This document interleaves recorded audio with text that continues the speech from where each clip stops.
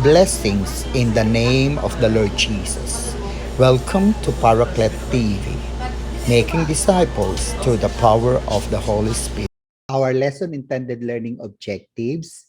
At the end of the session, 100% of the students with 100% level of proficiency will be able, number one, to discuss neo-behaviorism theory, and second, to apply the theory in the class. So very obvious based from our objectives that we'll be focusing on this video about neo-behaviorism theory and how to do it inside the classroom. Now, under neo-behaviorism theory, there are two famous theories that proposed neo-behaviorism. We have Tolman's in his purposive behaviorism, and we have Bandura on his social learning theory. There is already a video which we discussed neo-behaviorism by Tolman, and in his purposive behaviorism, we have already clarified about goal or directedness, about cognitive maps, about latent learning, and of course, there are many intervening variables before a learner learns. And in this video, we will be focusing on Bandura in his social learning theory. And there are three important terms that we will satisfy in this video. We have the principles of social learning theory. There is also an important term which is called modeling. And the next, we have the four conditions for effective modeling. Now, I just want first to introduce to you who is Albert Bandura. He is a Canadian-American psychologist, and he is considered as a David Starr Jordan Professor Emeritus of Social Science and Psychology at Stanford University. He was born on December 4, 1925 at Mondaire, Canada. And he was known for the following: social cognitive theory, self-efficacy, social learning theory. We have also the Bobo-Dahl experiment by him. And then we have agency and reciprocal determinism.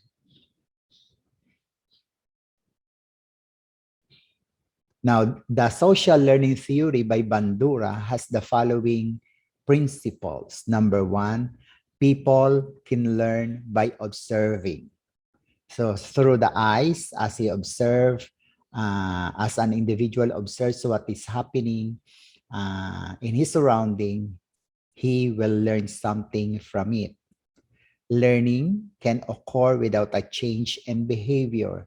This is something like latent learning by Tolman, but we will find if they define it synonymously, that there are learnings even if it is not seen in their behavior. Third, cognition plays a role in learning. Now, it was said by many scholars that cognition is the base foundation of psychomotor as well as of effective domain. Without cognition, nothing will be learned by affective as well as by psychomotor domains. Social learning theory can be considered a bridge or the transition between behaviorist theories and cognitive learning theory. So the social learning theory, according to Bandura, can be a bridge between behaviorist theories and cognitive learning theories. Because in his theory, Bandura said that there will be no behavioral change unless there is a cognitive input. Now, there are four important factors in social learning by observing or by observational learning. First, there is a need of attention. It is in paying attention to the model, and that is a condition for learning. So before a student learns something, he must be an observant. he must look at the model. If the model is the teacher, or if the model is his fellow student, he must give attention to that model. Another important factor in social learning is retention. Remembering what the model did is a condition for imitating the model's behavior. So even if he is already in the home, he will still remember the model. If the model is the teacher or the fellow student, there is a need of retention, or he must have that ability to, or to maintain in his cognition what he has seen as acted or has said by the model. If the model, the teacher has given or demonstrated 2 steps, he must retain that in his cognition. And then, of course, the third one is reproduction. It is said that people must have the capacity for imitating the behavior. Usually when it is in terms of psychomotor, when a model is teaching the different steps in a dance, so the student is not only required to give his attention to retain it, but of course, he, in one or another, after practicing, he must reproduce the same steps. If not the same steps, at least he has reproduced the basic steps, even without the grace like of the model.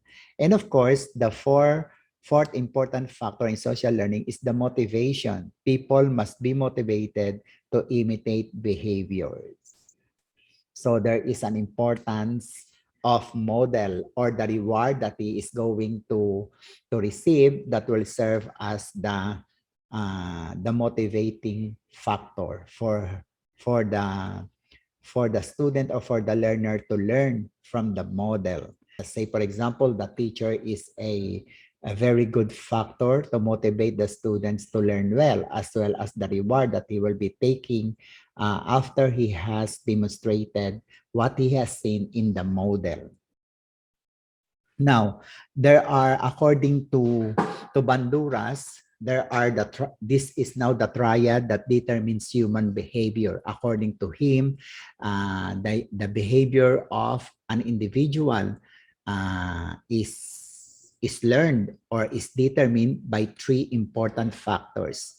The first factor is the cognitive factor. Then we have the environmental factor. And of course, we have the behavioral factor.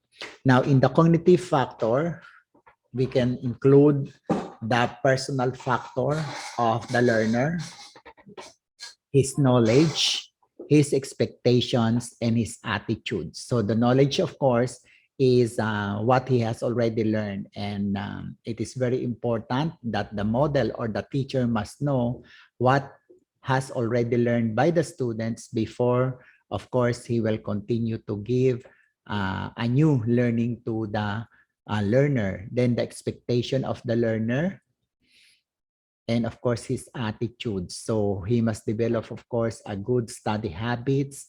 And when the model or the teacher is in front and discussing a lesson, he must really listen and give his attention, so that this is very important, so that a behavior is changed. Then we have also environmental factor. Example of that, we have the social norms. The character of the teacher is one example of this. And of course, his classmates as well as the parents now is an example of the social norms. Then access in community.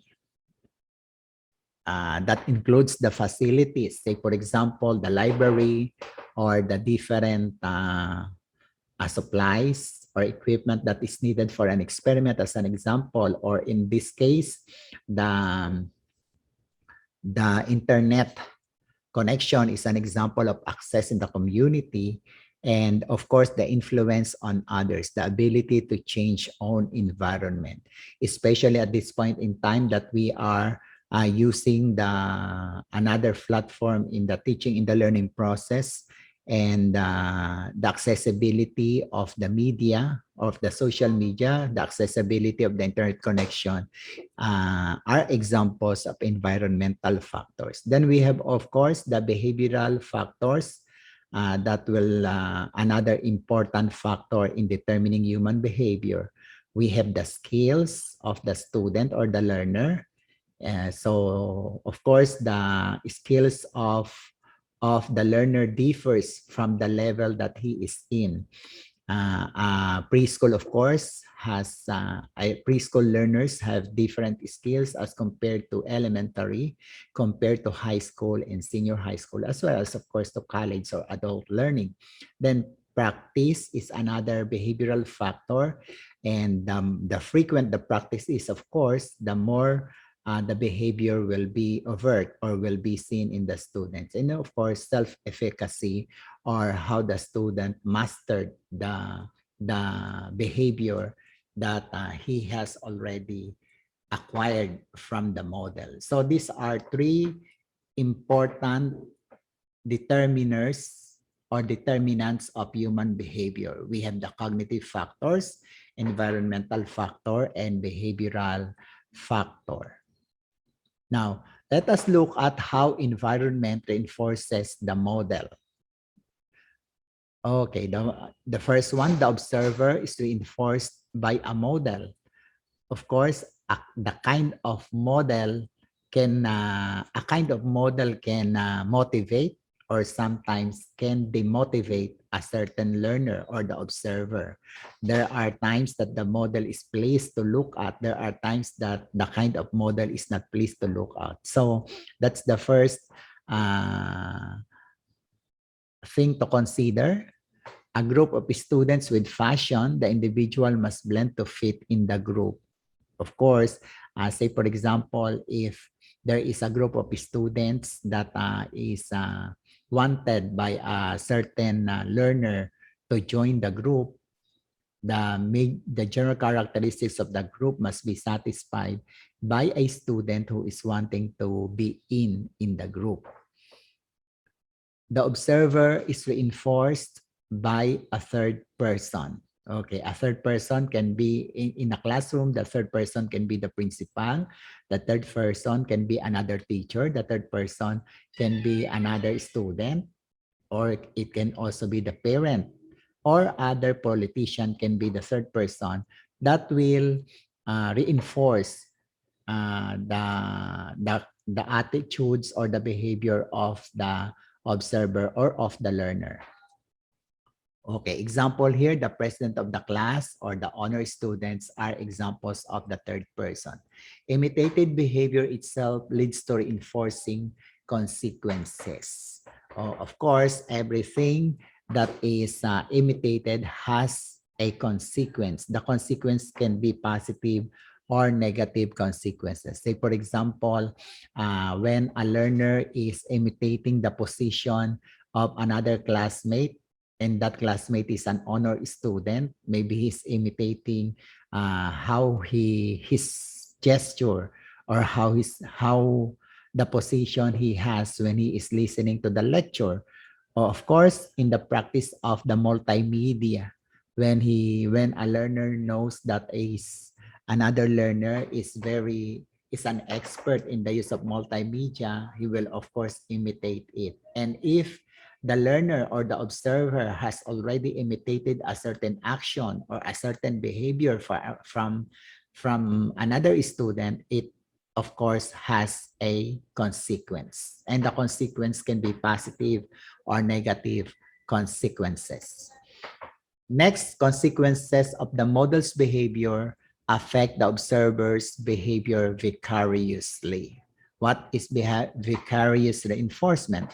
Where the model is enforcing for response and then the observer shows an increase in the same response. Although we believe that no students will will overpower his master, but there will be times that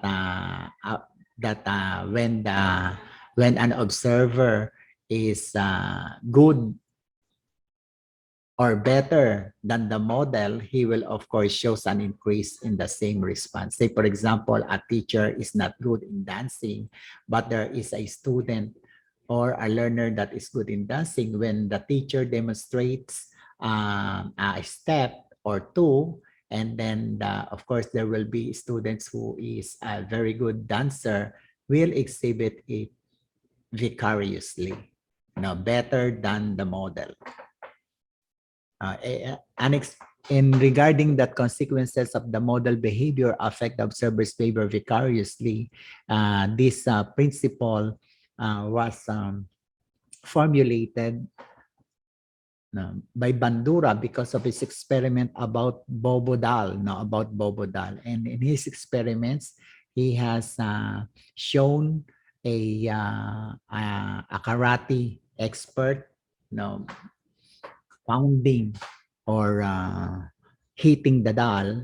And after the observers have watched about the karate expert hitting the doll, so the model was praised by the observers, and the observers did the same or did what the karate experts had done to the doll.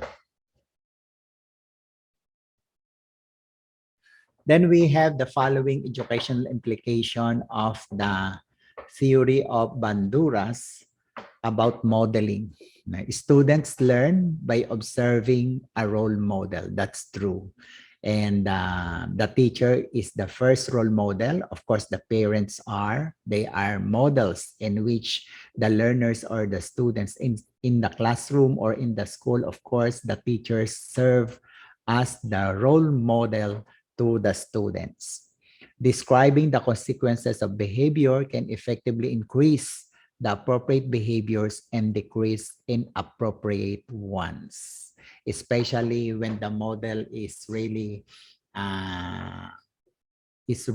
admired by the observer. The positive behaviors, appropriate behaviors can be enhanced, and of course the negative behavior will be decreasing. Modeling provides an alternative to shaping for teaching new behaviors. Of course, the kind of model can be an alternative in teaching new behaviors. So let us be very careful of the model.